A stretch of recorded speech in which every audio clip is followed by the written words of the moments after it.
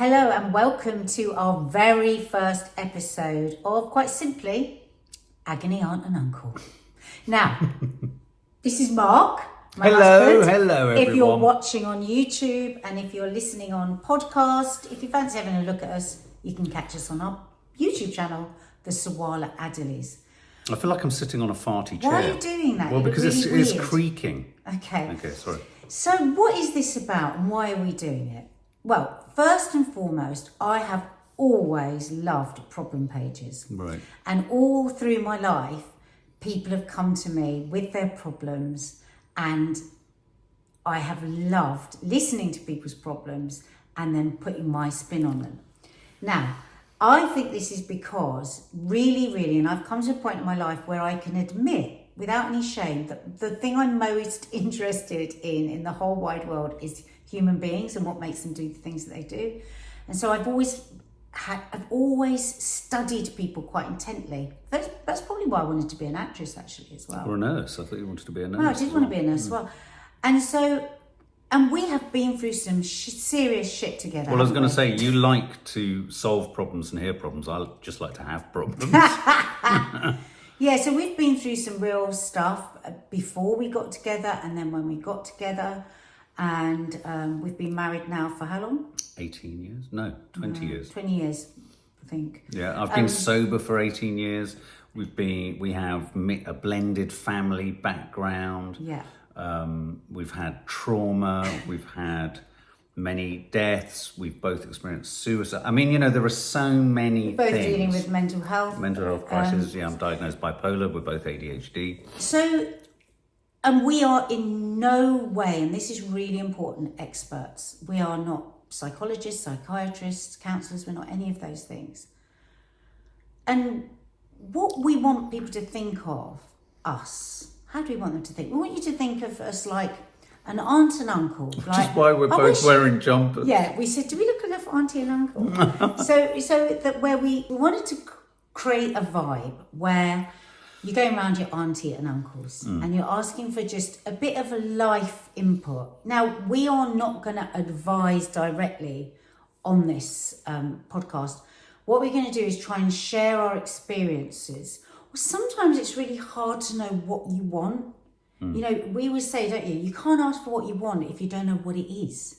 So sometimes we might help you think about what it is you might actually want. But also, undeniably, there are going to be certain things that come up that, say, for example, around female issues, specifically female issues or specifically male issues that either one of us won't have direct experience of, but sometimes an outside perspective on it might offer, I don't know, a sort of unique perspective or suggest something to you, or there may be something that either one of us sees in it that resonates with something in our lives and therefore becomes kind of useful. But I think it's really important to say, this idea that we're not experts, we really are not experts. Everyone is an expert in living their own life. And insofar as I've been through a very, well detailed on the channel, journey through sobriety, going to 12-step programs, group therapy, rehab and all that. One of the things I would say, and it's a trite thing that we say to all of our kids, a problem shared is a problem halved. But sometimes the very act of hearing what you've said, read out, talked about, shared about, and perhaps, connections made and what have you, can sometimes be as much as is needed. We do say this to our girls all the time, when you keep a problem to yourself, it can grow bigger and bigger and bigger, or then it just keeps echoing round. So I think Mark's absolutely right in that. Okay. Right, so first off, and we do always ask you to state whether you want to be anonymous or have your name read out, and this is anonymous, but it is from a long-term sub. That means we call our subscribers over on YouTube our subs. So here we go. My ex-boyfriend broke up with me almost a year and a half ago, and I did okay at going cold turkey for a while, but we've slept together a few times since. We didn't have a healthy relationship when we were together, and we clearly had very different values when it came to what we wanted from a partner. But typical me, I still fell madly in love with him and got hurt in the end. He was very distant, and I always felt inferior to him and more like an annoyance than a girlfriend despite me never complaining or saying how unhappy I was, and giving him so much space, he may as well have been on the moon. Ultimately, he couldn't love me, and in fact, he himself wasn't sure he could love anyone. There is so much in this letter already. A few months ago, I got myself to a place of acceptance that we were not good together. Saw it mostly as a positive that we aren't a couple, and he wasn't on my mind all the time, but something changed. Last time we met up, a couple of months ago when we slept together, the dynamics were so different. For the first time ever, it felt like we were equals. I didn't feel intimidated by him. He seemed to respect and be proud of me and my recent achievements. I felt totally comfortable in myself, and we talked frankly on quite a deep level, which was something we've never really been able to do. It was just so easy and comfortable, but also flirty and fun. Even the sex felt different. It felt romantic and intimate rather than just a shag. We've been texting fairly regularly since, and there's definitely been a flirty vibe again, even some deep chats. He's asked me to meet for a drink next month, which of course I agreed to. This version of him is the version I always wanted him to be, and I'm in a much better place myself. I've been having therapy and I value myself a lot more and feel stronger and more able to stand up for what I want. My question is, do you think it is ever a good idea to consider getting back into a relationship with someone it was so painful to be with before? On the one hand, I'm scared of being hurt again, and I don't want to slip back into that dark place I was in before. But on the other hand, I still have feelings for him, and he's showing me that it can be all the things that I want and need from a relationship. Although I do wonder if he's only capable of being this version of him when there is no commitment involved. I don't want to make a decision that's going to take me 10 steps back, but I also don't want to miss out on potentially being happy with him. Ugh, help. Crikey, Wow. difficult. This is a mammoth one to begin with, because there's a lot to break down here, isn't there? Well, the first thing you hear when she describes the relationship as it was before this period, I mean, it's screaming out that he's a commitment phobe. Yeah. And that presents all sorts of problems, because as soon as you're with a commitment phobe, you have one of two choices. You either run to the hills and say, okay, well, I want something more meaningful, or you start to kind of, collapse yourself into all sorts of shapes and position yourself in a way that might work for them. And then you start to lose who you are. Then you start to, and in a sense, you become inauthentic. And then that becomes something that pushes that person away even further, because it really sounds like it's that distance that's made him attracted again. So he's kind of got that thing. Are you thinking about how that would be for you? Yeah. I'm trying to think of, the fact that she's kind of moved on, or potentially moved on, and is potentially not dependent or codependent or needing me. Suddenly, in a weird way, the chase and the newness of it and the honeymoon period of it can potentially be resurrected. And it sounds like it has been. Right, so I think it was good to start there with how the relationship was. Because obviously that was painful. It sounds like you went through a lot of pain in that, and that you had to really, just as Mark says, morph into shapes that fitted for him. I don't think I'm going to be really brutally honest here, Auntie Nads. I don't think it necessarily is. He's a commitment phobe at that point with everybody. It may have been, and I'm going to be tough here, that he didn't particularly want you. And sometimes it's really difficult for women to say that to other women. We shy away from it. It's like, because we don't want to hurt our friend, and we say, what if he just wasn't really into you? It might not be that he was a commitment phobe. What if he wasn't really into you? But he is and now. I'm picking up that that's very much what you felt. You felt this rejection. You felt this pain. You felt this, like, it's almost humiliating, isn't it, when somebody doesn't really want you? So I can understand why that's created a wound Was it that he didn't really want me? Is it that he doesn't really want anybody? Is he somebody that's always going to be flitting from one person to another? If I ever actually need him, will he step away from me? And there's no surprise that you're worrying about that, because that was your first feelings with this person. And who can truly know what was going on in his mind at the beginning stage? I mean, is there some argument? I mean, the problem with, because you've got two experiences of the relationship. You've got the former one where you were in a more sort of committed relationship and it wasn't functioning correctly, and it was, you know, you weren't happy and he seemed not happy, and you felt not seen, and there was distance and all that kind of stuff. And then curiously, you've got so much closer in this second period, second stage of the relationship, or second chapter, if you like.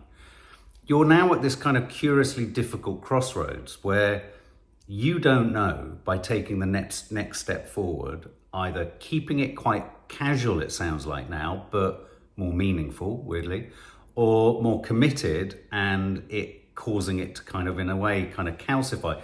It's like you've got a choice here. And I wonder whether there has to be some aspect of kind of making both of yourselves and him conscious of this moment in some way.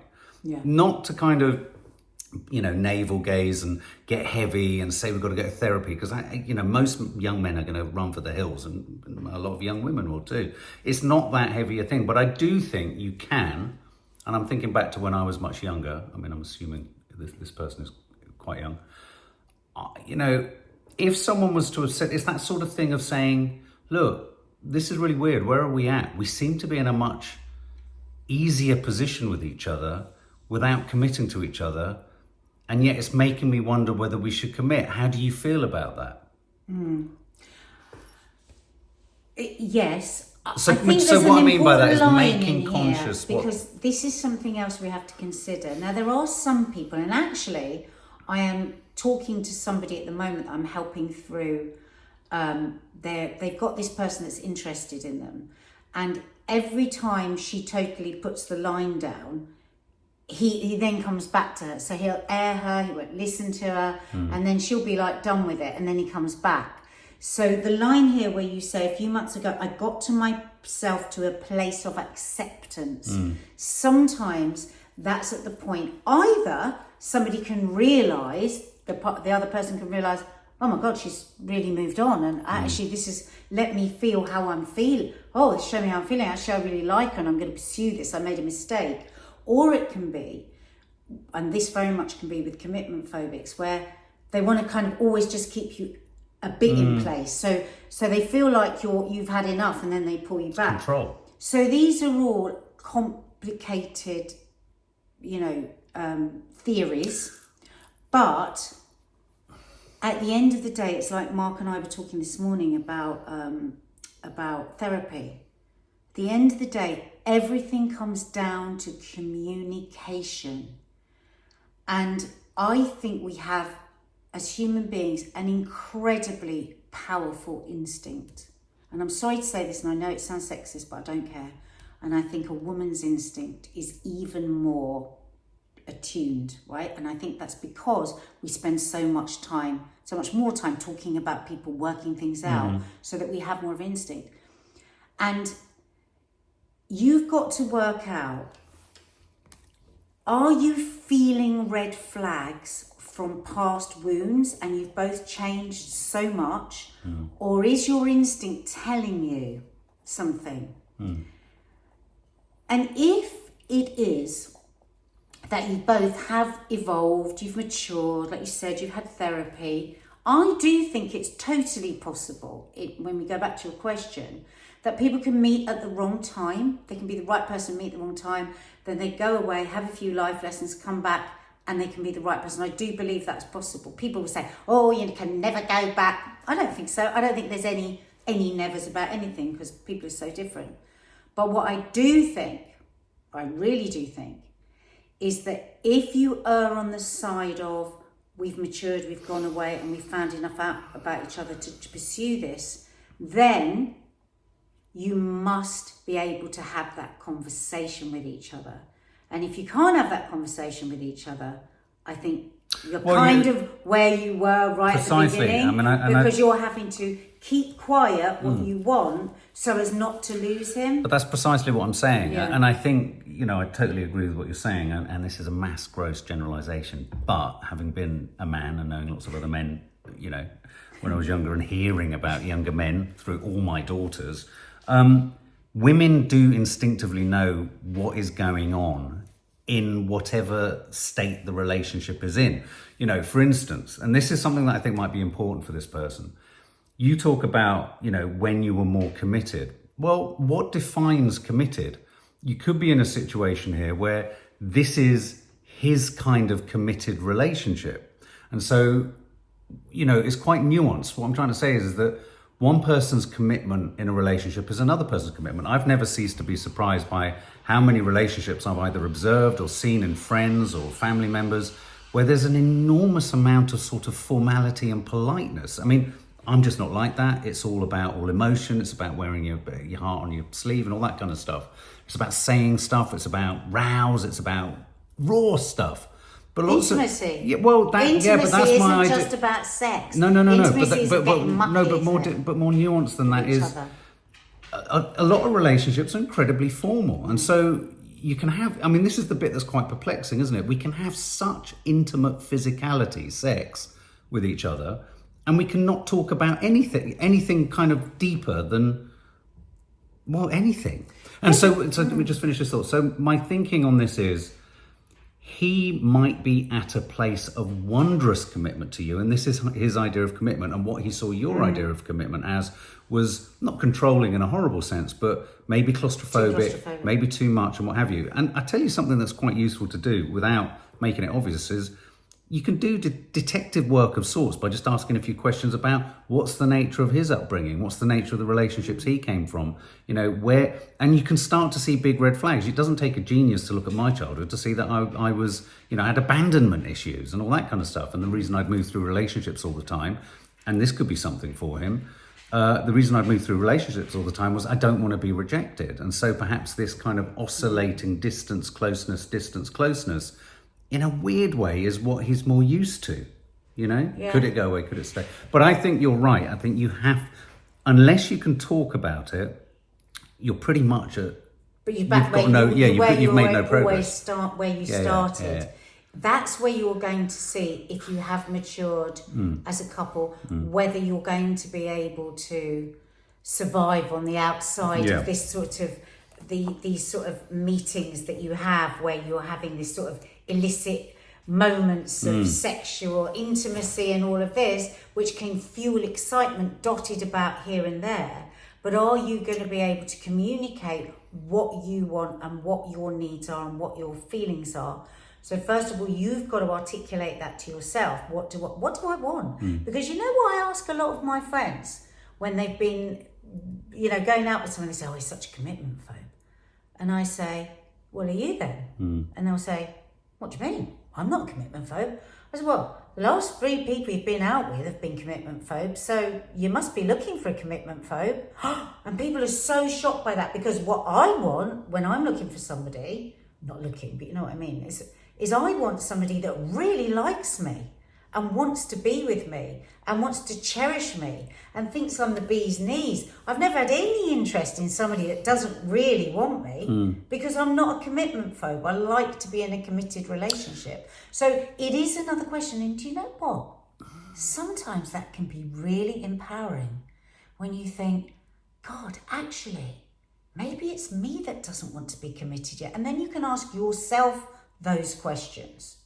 Have I got a problem with commitment? Why do I choose people that don't really show me that they want me? I mean, it's just another arm. Well, and also kind of like as a sort of sidebar to that, it's a kind of continuation, I think, of that thought, is perhaps if you're saying that it's working, that there's a lot to like about the way it is at the moment, maybe it suits you. Yes, that's what I mean. Yeah, I mean, maybe this is the way it needs to work for you too, but you've got in your head maybe the pressure societally, culturally, familiarly, from your family, whatever, that commitment is this sort of thing. And actually, could this be the relationship that you and this person need to have? I always say, interrogate what you want, and then ask for it. Ask for it. You know, and if that is too scary a prospect to be able to ask for your needs to be met, then it's not the best way to start a long-term relationship. And last time I interrogated what I wanted a chimichanga. Okay, this next one is also anonymous. I'd be really grateful if I could get some advice or just to simply open up a conversation about this. Me and my boyfriend of 2 years had a very difficult conversation last night. We have very briefly talked about having kids in the past, but never in much depth. And last night I found out that he isn't sure if he wants kids. I feel heartbroken because it's something I definitely want. He's not saying no, but he's also not saying yes. I love this man with all my heart and can't imagine my life without him. But I'm 30 and don't have all the time in the world to wait around for a definite answer. He has a lot of anxiety around having kids due to his father leaving when he was a child. I've suggested he starts therapy, which he's thankfully agreed to, but I'm still so confused and was wondering if you guys had any advice or wise words. Wow, I think, well, first of all, I want to say this actually is a fantastic letter, because actually you are communicating with each other. There's understanding there. There's already empathy. And he has agreed to go to a therapist. Now, when we think about our own lives, the amount of people who were desperate for their partner to get some sort of help to work out their feelings, and their partner's like, I can sort out myself. So that's amazing. Who can know what's truly in his head about whether he wants a baby or not? Well, yeah, but we might not know exactly what's in his head, but you've even also, I don't know whether this is between the two of you or whether, as in reference to what we were talking about before, through your own detective work or just conversation, if you like, you've both worked out that this is possibly pivots around his father leaving. So you've already got some aspect of understanding. There's empathy there. It's not just about, you can't say this, or I'm on a baby and my biological clock's ticking. That will get you nowhere. Nobody here can know what's really going on in his mind. He might be, frightened. He might really never want kids. He might desperately want kids, but he's too scared to say it. But what I think, I'm sure Mark will agree with me, what the really important thing here is, this is the moment to be patient for a bit longer. When either of us have gone to therapy, and we only learnt this from the mistake that we made initially, is like when we'd go to therapy, the other one would come up and go, so, what did they say? What did you say? What did you think? And now I have to when my kids go to counselling, I literally bite my knuckles not to ask them what happened, what was said, because you put enormous pressure on people. This would be my advice. This is what we say to our girls. We are not going to ask you anything when you come out of your counselling session, but trust me, we want to know everything, but we don't want you to have the pressure to immediately have to come out and come up with an idea and with whatever. So that would be my advice. Well, and yeah, at the same time, when I read this, I thought, crikey, this is, I can see where you're coming from in terms of worry, fear. I remember being, before I met you, Nadia, being in a relationship where my girlfriend knew, interestingly, she take this personally, she knew she wanted children, but she didn't know if she wanted them with me, I think.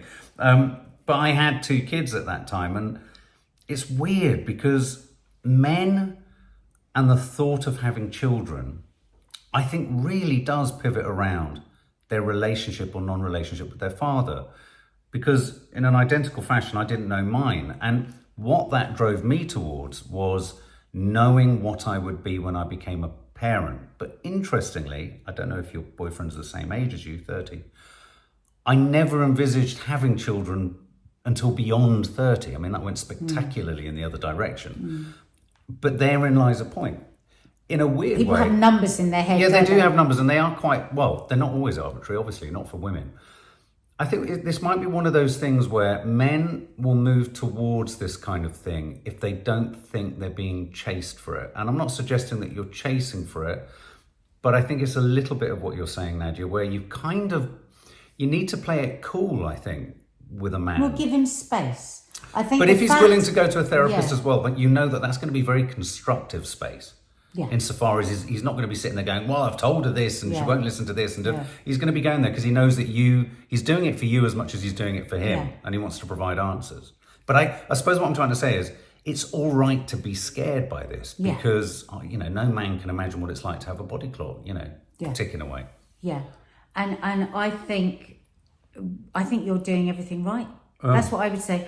Now, we do have a biological clock ticking, and I think there will come a point where you will need him to commit or not, and then there will be a point whether you make that decision as to whether being with him is everything and you'll give up your hope and prayers for a child, or the other way around. But there will come a point when you need to make that decision. But what we're both hoping now is that, like you say, he's got issues because of his childhood, and that you'll be able to work that out and have beautiful babies together. Important line that you're right. He's not saying no, but he's also not saying yes. So, Yeah. it's not a given. And I just know that... And that could mean that he could be a very good father, Yeah. because he's not jumping into it lightly. He knows it's a big thing to do, and he wants to make sure that he's in the right place.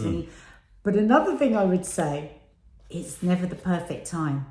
Yeah. Is it? Like, I remember thinking, oh, well, when I've got, or when I'm at this stage, or when I'm at that stage, at some point you have to go, it's now or never. Yeah. But thank you for that one. Thank you. Yeah, it's funny, isn't it? Men literally don't have that pressure. I mean, it's something I don't think about. And yet, weirdly, just as a final thought on this, I remember when we were together and there was a sense that we knew we wanted children, I very much felt your biological clock ticking. It was something that I thought, oh, crikey, yeah, this could become quite urgent quite quickly because you were that much older than me. Did you ever have anybody ask you if you wanted children with them and you absolutely didn't? You were in a relationship that you liked, but you just thought, oh no. Did it make you see the light and think, oh, you've just made me realise I don't want to be with you? No. Simple answer. No. Because you do hear that a lot. But also I think that can be. What, fair. the idea that someone wanted a frightened. child with me Yeah. and that made me go, no, I'm out Yeah. of it. No, Yeah. I never had that. I did have situations where there was the potential for a pregnancy to have carried on. Someone had an abortion.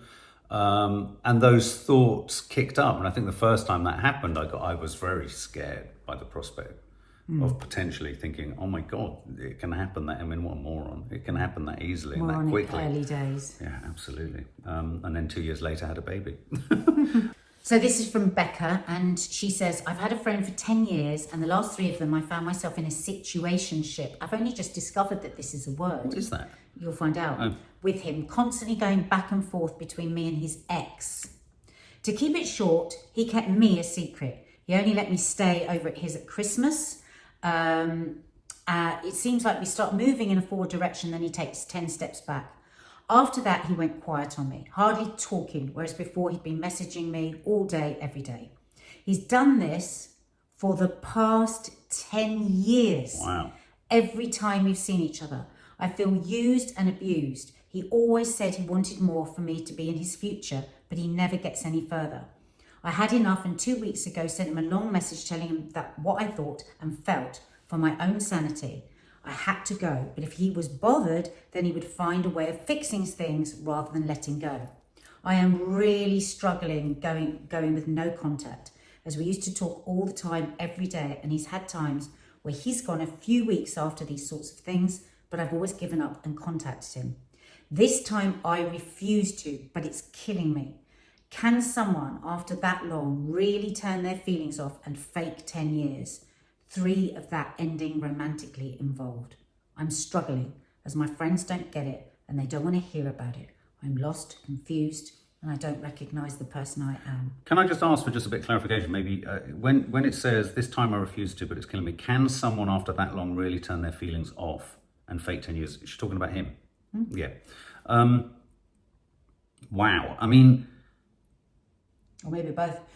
Right. This is a big one, because this is about someone who, you, Becca, who's caught within a sort of game of cat and mouse. I mean, it's like a push me, pull you, push me, pull you. And I think the only thing I can offer on this from a male perspective and I've been there, is it can also not be born, bizarrely, of wanting to be mean or vicious, but this person is unable, and perhaps is unable because they're vulnerable in their own way, they don't want to be rejected. There is an aspect of wanting their cake and eating it, wanting you on tap and dropping you and picking you up and dropping you. There's obviously something that keeps pulling you back, and I think the big question is, what is that thing? You know, with some people it can be, unfortunately, just sex. I mean, a situationship. What does that mean? Is that like an open relationship? Well, just if the situation is there, then they get together. Right. So you know, I think the questions to be asked are: is it principally revolving around sex and physicality when he comes back, and when you rejoin him, if you like? Is there stuff that's beyond that, that's really emotional and meaningful, and there's a sense of security, in which case we're dealing with another sort of commitment phobic type situation? Or the worst case scenario is he's kind of emotionally unimaginative and can't even see that this would be a problem for someone, and so is unaware of the trauma that he's causing. And, you know, if this is the first time you've actually said, I've had enough, he'll have got used to this behaviour. My heart is literally aching. I've got like a churning gut for you. This is horrendous. What you've been through for 10 years. It's a long time. 10 years of pushing and pulling you. 10 years of being given hope and then rejection. Hope, then rejection. This is just awful for you, and this has worked for him. And when you say that your friends don't want to hear it, this is because it's become very painful for them to see you repeating the same action with the same outcome, which is you have the hope, you go back, and then you're let down again. This is 10 years. This is unbearable.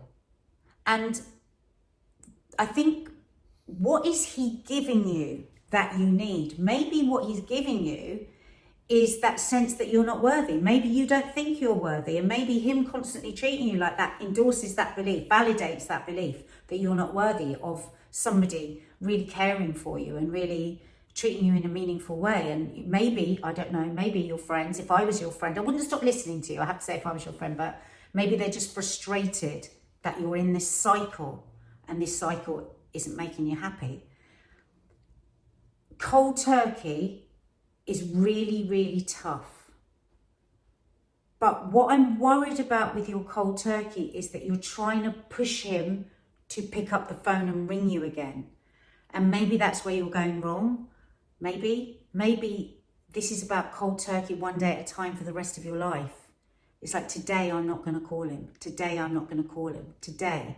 And then hopefully, rather like when somebody has to give up alcohol, if you say to an alcoholic, you're never having alcohol ever again in your life, they're not going to be able to cope with that. Mark will tell you that. He's been 18 years sober. So the way that AA works is you just say, today I'm not going to.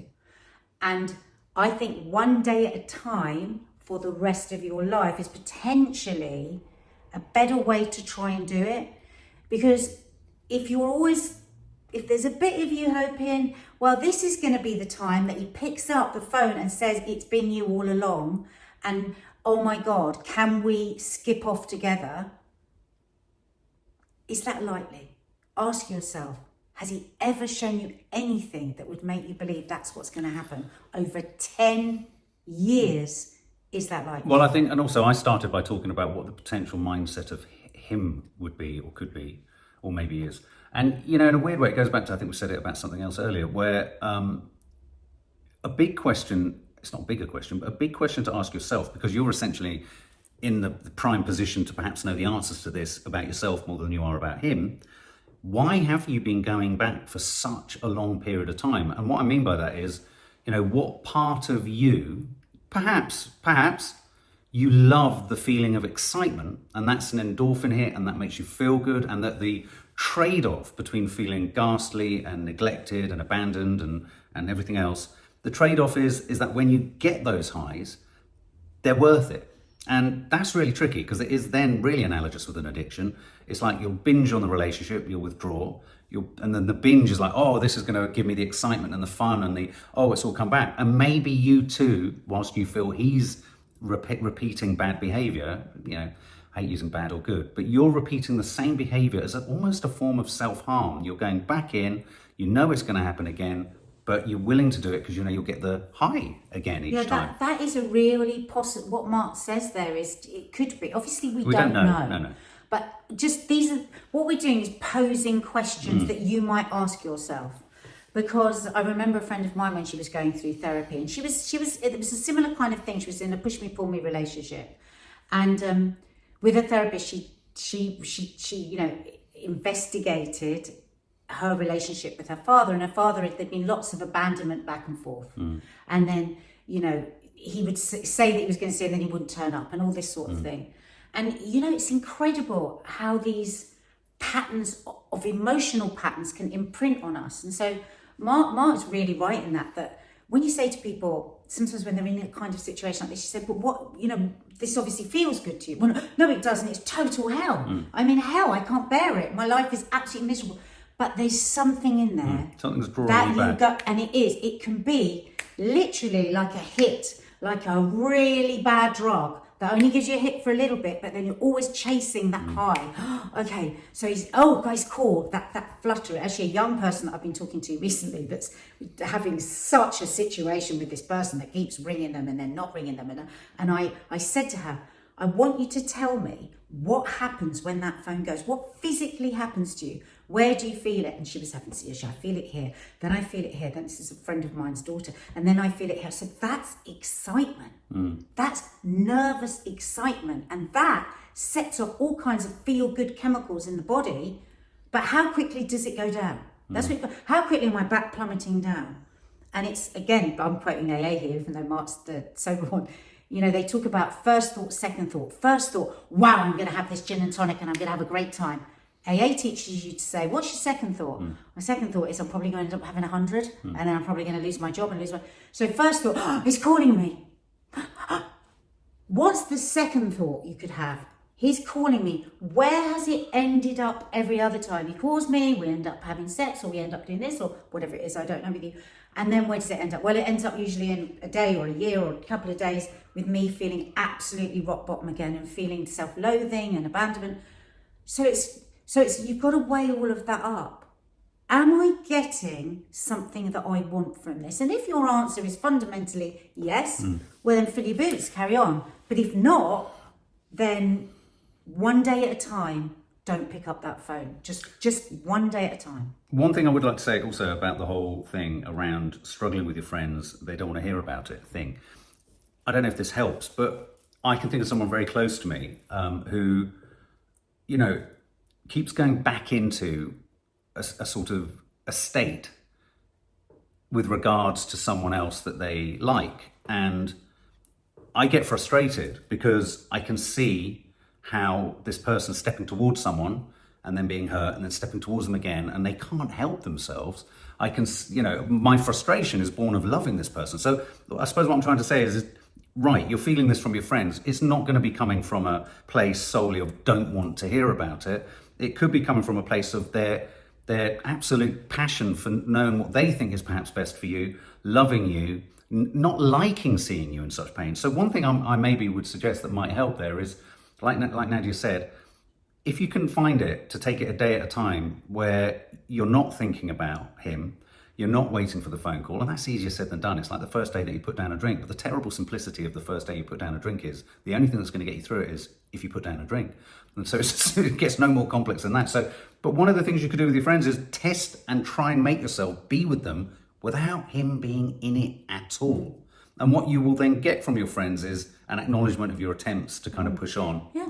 I mean, you could even try saying to them, I've thought about why you might have pulled away from me. Yeah. Maybe it's because you've been frustrated seeing me. And you know what? I'm cold turkey. Can I call you when I want to call him? Can I do that? Could we maybe over FaceTime, watch a film together? Could we distract?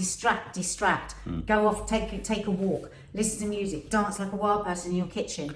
When you have that first thought that I'm going to call him, what can you do to stop that? Because it'll be, if you can just catch yourself in those first few seconds and do something else, you'll probably have a good chance of getting through that moment and not doing it. Yeah. But can we? agony aunt and uncle give you a big hug. Yeah, because absolutely. it's a lot. That's hard. That's tough. That is so tough. Wow. I can't believe it. That's our first one, and those were like, we've got so many questions from you here, guys. And we're going to keep moving through them, and obviously where you can send them to, you can send through any other dilemmas or questions or issues that you think. And I hope it's come across that there's no advice in there at all other than, this perspective on it as a man, my experiences as a man, Nadia's experiences as a mum, as a woman, as two people who've been through relationships. And as I really try also, because this is a terrible generalization, it strikes me we have a large female viewership and listenership. The sense and the truth of the matter is that often huge problems develop because of a rather, and I say this as having been one, because of a sort of, it's not necessarily willing inability to understand the finer details of emotion, but men can be very dense. And they can. He said it. Yeah. I never said it. No. But we can be, and I've been in that dense place. But sometimes, rather than me just going, I want to forget how dense I was, and how emotionally stupid I was, and how inconsiderate I was, and how unsophisticated I was, being a father to 4 daughters, what I do try and do is actually take myself back there to understand and remind myself of why they're doing this, and then interrogate whether this is something that they will get past, they could get past, they can get past, or that you can, as a woman, negotiate it in a way that's not going to hurt you as much. Do you know what I mean? I think it's that age-old thing of saying a feminist group shouldn't talk to men. I totally disagree. You've got to include men in the conversation. And that's what I'll try and throw into some of these kind of discussions. Yeah. Is that I was an arsehole too once, and I didn't mean to be. Yeah. You know? Not every arsehole is just an arsehole. No, some are, but not all of them. More next week. Subscribe. If you're listening to this on podcasts, hit the like button if you like it. If you don't. And yeah, we'll be back, in 2 weeks? Is it every 2 weeks? Every 2 weeks, sorry. Every 2 weeks. Every 2 weeks. We'll do some more of your problems and issues. Bye.